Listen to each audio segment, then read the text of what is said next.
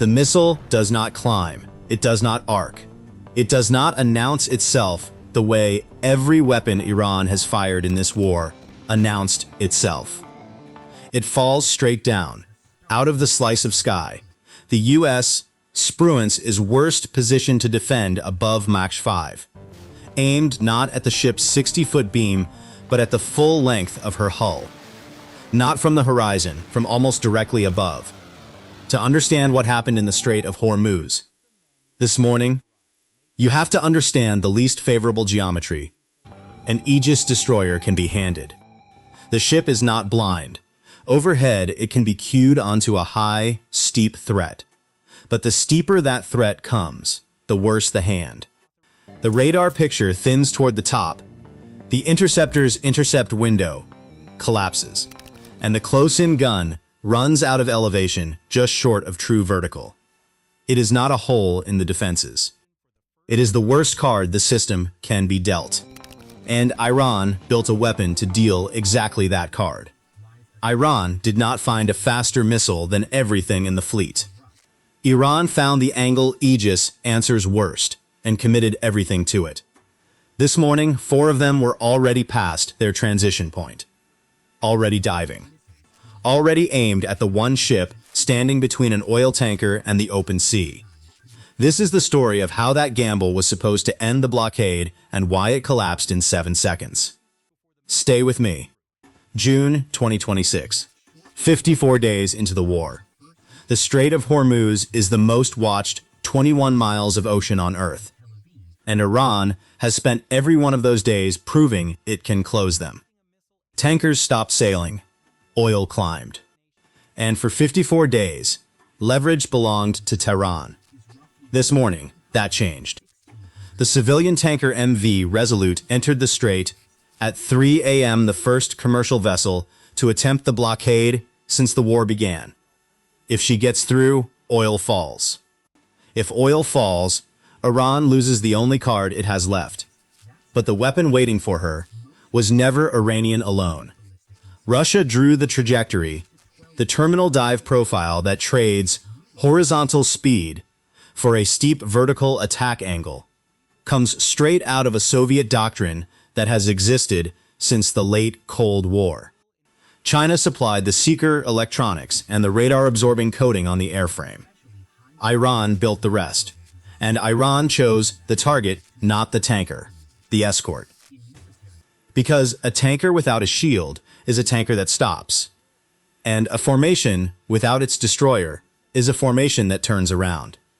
Tehran did not need to sink anything this morning. It only needed to remove one ship. They were wrong about how hard that would be. 0914 local. Aboard the Spruance, Lieutenant Commander James Holt had been the ship's weapons officer for over a year. He had run this strait a dozen times. He had been watching the radar picture since before dawn.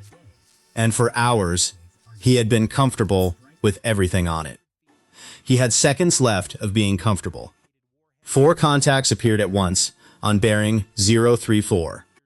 Holt read the trajectory data the instant they painted, and felt something take him a moment to turn into words. These are not coming in from the horizon. These are coming down from the top. Here is why that matters, and why it is the entire engagement. A missile crossing the horizon is trying to hit a target 60 feet wide, moving at 30 knots. The geometry every fire control system in the fleet was optimized around. A missile diving at 80 degrees is aiming at the full length of the hull. From the cone the radar covers worst. The interceptors can be cued onto it, but the window to catch it shrinks the steeper it falls. The close-in gun reaches to around 85 degrees. A near vertical dive sits right at the edge of what it can answer. The weapon was the Zulfikar, modified for this single engagement. Pull out of a ballistic arc high up, transition into a steep terminal dive above Mach 5, and ride the axis Aegis is least ready for. The formation had held 12 knots for 6 hours. Iran's targeting officers had 6 hours to calculate where the Spruance would be. The missiles did not need to search. They already had the answer. Have you ever watched a system you trusted fail in real time and realized the failure was baked in years before you arrived? Tell me in the comments. Because that is the moment Holt was standing in. Holt was on the circuit the moment the contacts painted. The approach is near vertical, he told the Combat Information Center. 80 degrees. The standard solution will miss it.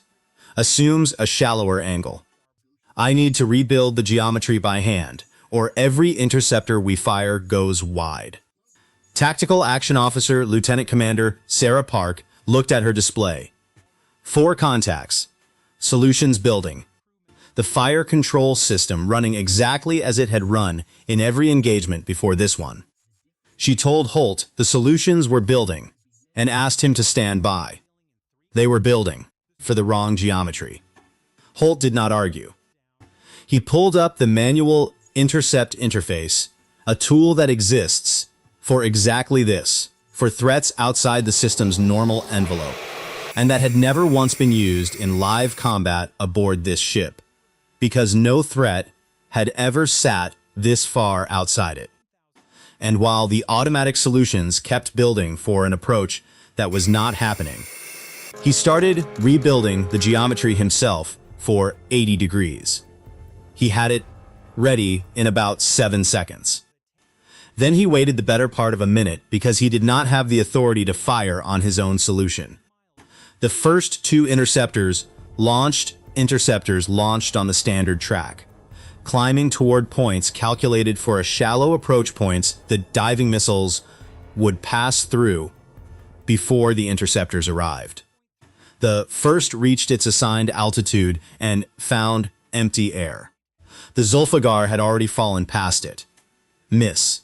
The second, the same empty sky, the same miss. 2 interceptors gone.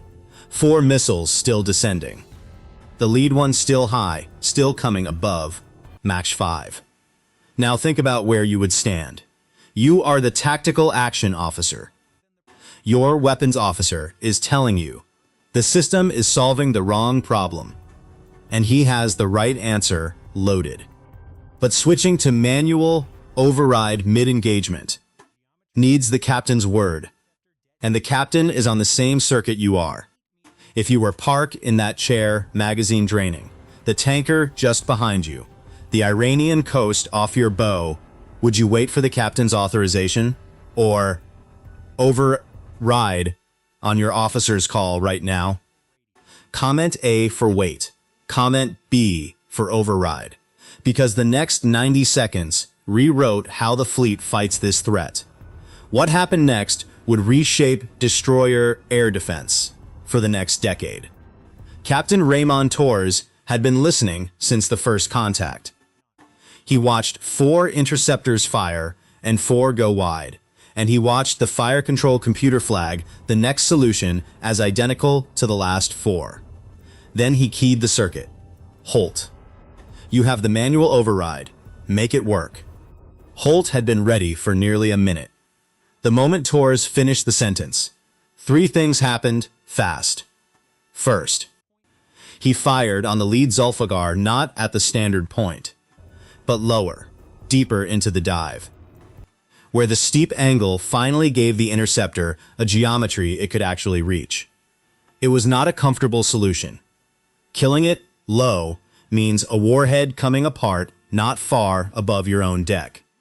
Holt fired anyway, because the alternative was a warhead coming apart on it. The interceptor caught the Zulfiqar inside its kill radius.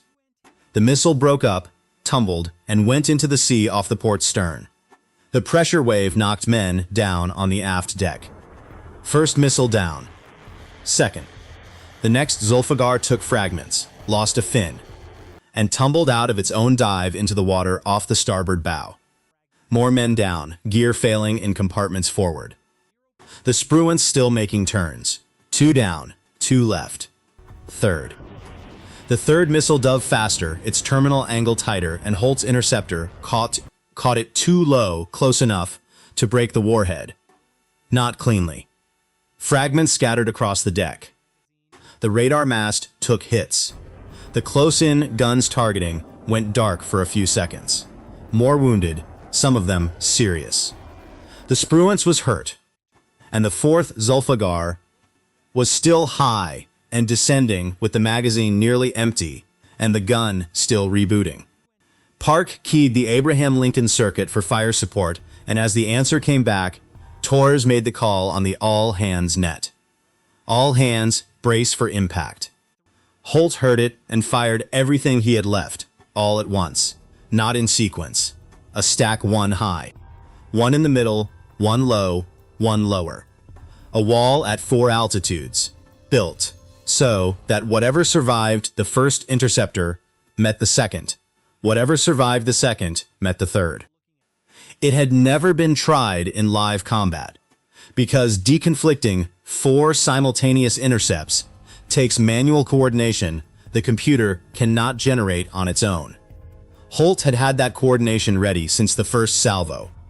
The first interceptor missed the dive, carried the missile past it. The second damaged its guidance. The third broke the warhead. The fourth caught the falling debris and scattered it wide, away from the deck. The combined overpressure flexed the Spruance along her whole length between 2 waves, arriving from almost straight above. More wounded. The deck buckled near the bow. A compartment lost power. Nothing penetrated the hull. The magazine read empty. And behind the Spruance, the MV Resolute was still making 12 knots, closing on open water. A few minutes later, the Resolute crossed into the open sea, the first civilian vessel to transit the Strait of Hormuz since the blockade began. Her crew never knew that miles behind them, a destroyer with a buckled deck, a count of wounded still climbing, and an empty magazine had just spent every weapon it owned to hold the corridor open long enough for them to pass. The launch sites did not vanish in a clean instant. Over the hours that followed, strike aircraft and Tomahawks worked the 2 firing positions the Spruance had fixed during the engagement. By that evening, both sites were assessed as neutralized the crews that had spent 11 days calculating the Spruance's track no longer a factor in the strait. Russia drew the trajectory. China built the seeker. Iran chose the target, did the math, and waited 11 days for the one angle a destroyer answers worst. And it almost worked. It worked 4 times in a row, against a fire control system, doing exactly what it was built to do. What it could not account for was a weapons officer who flagged the standard solution as wrong within seconds of the contacts appearing. Built the answer no one had ever needed in combat, and then sat on it not because he doubted it, but because it was not yet his to fire. So what actually kept that ship in the fight? The interceptors? The override? Or the discipline of a man who had the right answer ready and waited for the word anyway? That question has a real answer, and it matters. Drop yours below. Somewhere in a coastal firing position that no longer matters, an Iranian targeting officer believed he had found the one angle America could not answer. He was right about the angle. He was wrong about the 7 seconds. Sequence beats firepower. And sometimes the deepest weapon in the entire ocean is one officer who builds the answer before anyone asks for it. Bye for now. June 2026. The Strait of Hormuz. 54 days into the war, Iran played its last card. A steep, above Mach 5 dive attack aimed at the one ship escorting the first tanker to challenge the blockade. The target. The U.S. Spruance, not the tanker. The reality.